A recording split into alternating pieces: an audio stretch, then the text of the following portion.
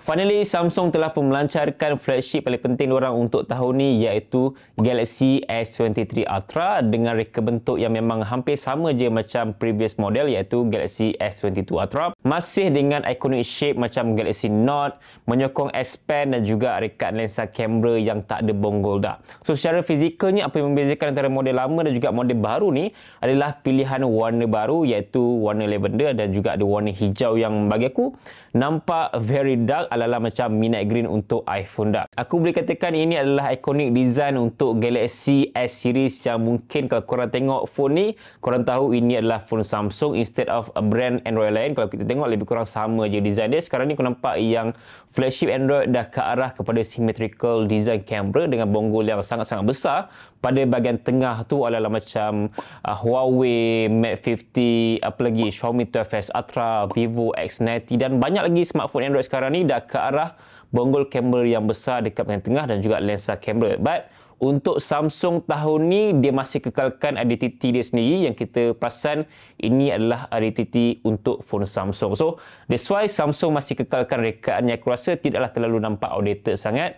Dia still look fresh, premium. Konsep yang sama je macam apa yang Apple buat pada iPhone orang, iaitu rekaan yang hampir sama untuk 3 generasi tapi ada pilihan warna baru. Secara fizikalnya kita nampak perbezaan antara ketiga-tiga model tu. Tapi internally memang banyak juga perubahan yang Samsung buat pada S23 series kalau nak bandingkan dengan S22 Ultra yang sebelumnya. Kalau ikutkan Galaxy S22 Ultra pada tahun lepas, memang dia punya rekaan tu masih relevan sebab sama je macam phone yang terbaru sekarang ni. And prestasi kamera, charging, bateri dia semua dah cukup bagus untuk korang nak gunakan pada tahun ni untuk status phone flagship yang dah berusia 1 tahun dengan support OS sampai 4 tahun kan. So at least dalam masa 3 tahun lagi korang still akan dapat update OS pada S22 Ultra.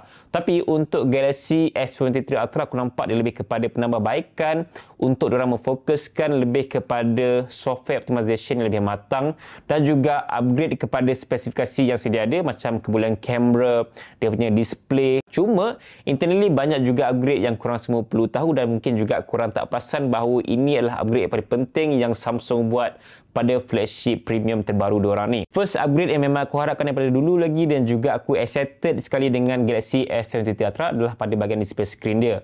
So Samsung masih kekalkan panel screen jenis Dynamic AMOLED 2X yang bersaiz 6.8 inci. Yes, memang cukup besar tapi better display protection dengan Corning Gorilla Glass Victus 2 dan juga flat area yang lebih besar. Bermaksud display screen dia memang lebih protection untuk korang gunakan yang lebih lasak dan juga curve display tu lebih kurang berbanding dengan phone yang sebelumnya. So aku rasa ini adalah revolusi untuk curve display Samsung Galaxy punya smartphone sekarang ni dan juga masa ke hadapan. So kita akan nampak lebih banyak curve display yang lebih matang lah berbanding dengan model yang sebelumnya.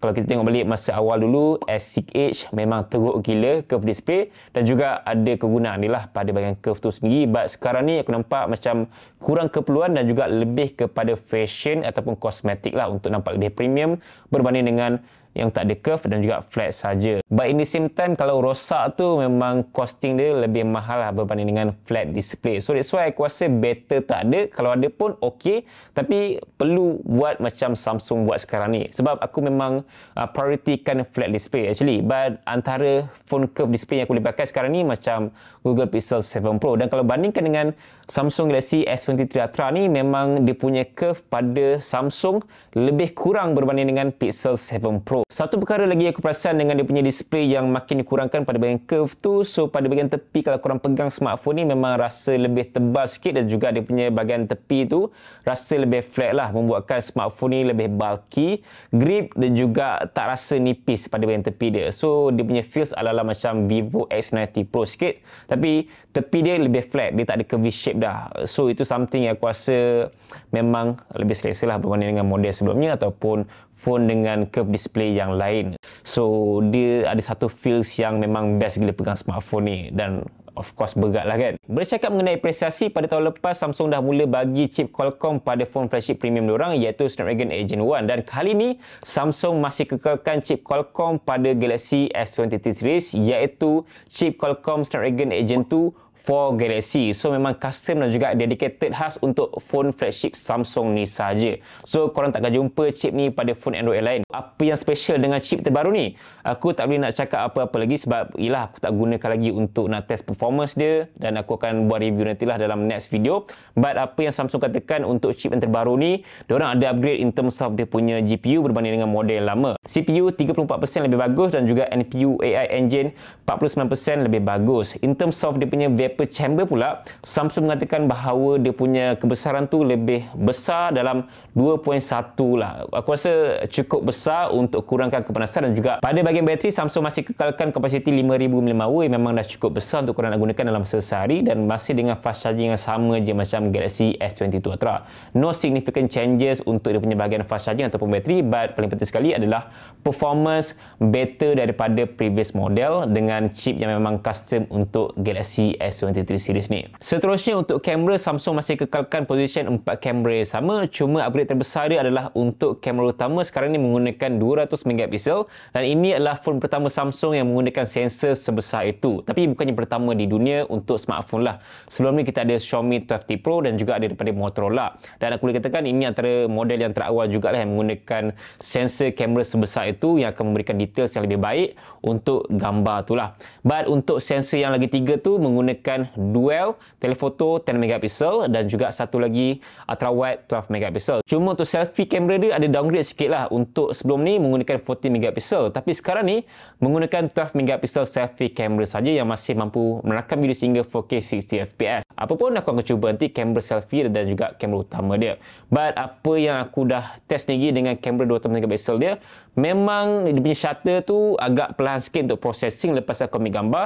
Aku rasa lebih kurang dalam 3 ke 5 saat lah baru korang boleh tengok balik gambar yang dah siap proses untuk kamera 200 megapiksel tu. Dan paling penting sekali adalah kamera dia korang boleh tukar daripada standard kepada 50 megapiksel kepada 200 megapiksel. So kat situ ada pilihan dekat bahagian atas, korang just swipe saja, a simple step untuk korang tukar dia punya megapixel sensor kamera. So aku rasa memang all the time aku akan gunakan standard ataupun 50 megapixel saja. Unless kalau aku purposely gunakan kamera yang besar tu untuk tujuan mobilografi saja, tapi most of the time aku akan gunakan standard ataupun 50 megapixel pun dah cukup bagus lah. Sebab size untuk 200 megapixel tu akan lebih 20 MB. Korang mainkan satu gambar 20 MB, korang ambil banyak gambar, memang kejap je storage tu full. So that's why aku rasa kalau korang tak ada tujuan yang spesifik untuk nak ambil gambar yang details, tak perlu pun nak turn on 200 megapiksel. Unless kalau korang memang seorang mobilografer, fotografer, yes 200 megapiksel is one of the sensor yang korang boleh gunakan. Cuma shutter tu agak perlahan sikit untuk processing lah. Aku ada buat short test kamera 200 megapiksel sendiri. Memang untuk gambar yang diambil tu memang boleh zoom kau-kau dan still boleh nampak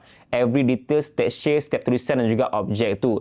Selain daripada kamera dia, ada juga upgrade untuk videografi, iaitu sekarang ni dia menggunakan rakaman video sehingga 8K 30fps lah. So before this just 8K 24, tapi kali ni 8K 30fps, dan juga bahagian OS pun ada update untuk korang capture video dengan lebih stable lah. So itu antara pembaharuan pada bahagian fotografi dan juga videografi untuk Galaxy S23 Ultra. Untuk yang basic model masih dengan kamera sensor yang sama je macam Galaxy S22 series. So memang secara jelas yang Samsung banyak memfokuskan fotografi untuk Galaxy S23 Ultra disebalik oleh Galaxy S23 yang biasa, but still ada juga features yang lebih kurang sama je antara ketiga-tiga model ni. Cuma untuk yang Ultra saja korang akan dapat 200 megapiksel kamera sensor tu. Anyway, aku tak boleh nak bagi kata putus lagi sama ada kamera untuk Galaxy S23 Ultra ni bagus ataupun sebaliknya, tapi aku akan test secara mendalam untuk tahu kebolehan dia, kekurangan dia untuk next video review nanti, okay? So just nantikan saja. Mungkin korang wondering sama ada Samsung ada upgrade ke untuk S Pen yang terbaru ni. Technically memang tak ada upgrade untuk S Pen, tapi ada features baru untuk bahagian S Pen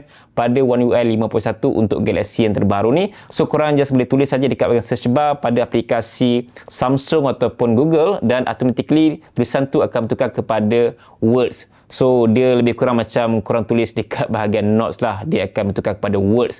So ini adalah something yang agak menarik lah untuk korang yang memang gunakan S Pen pada Galaxy S23 series nanti. Perkara lain yang aku nampak agak unik dan juga menarik dengan One UI yang terbaru ni adalah korang boleh customize dan juga personalize pada bahagian lock screen dia ala-ala macam iPhone sikit. So korang boleh tukar dia punya jam and font, wallpaper, boleh jadikan wallpaper daripada video, dan juga banyak customization yang korang boleh buat dekat bahagian lock screen terbaru. In fact, dekat bahagian widget home screen ni pun korang boleh masukkan sebagai stack dan juga korang just swipe saja tukar kepada widget yang korang nak. So ini adalah satu pembaharuan yang boleh tahan menarik jugalah untuk One UI 5.1 yang terbaru dan juga korang boleh gunakan pada Galaxy S23 series ni. Konklusinya dengan first impression aku mengenai Samsung Galaxy S23 Ultra ni, aku rasa dia adalah sebuah flagship yang memang banyak dipertingkat berbanding dengan Galaxy S22 Ultra. Dia adalah S22 Ultra, cuma banyak penambahbaikan dari segi kamera, performance, display screen dan juga dia punya software yang lebih matang dan juga banyak features baru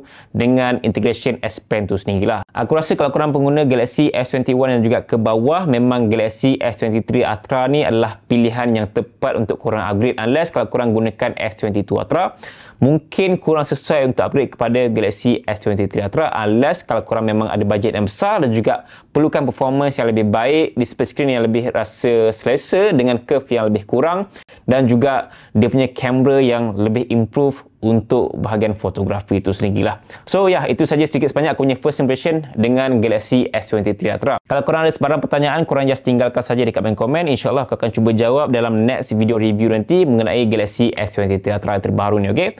Sampai berjumpa lagi dalam video. Assalamualaikum. Bye.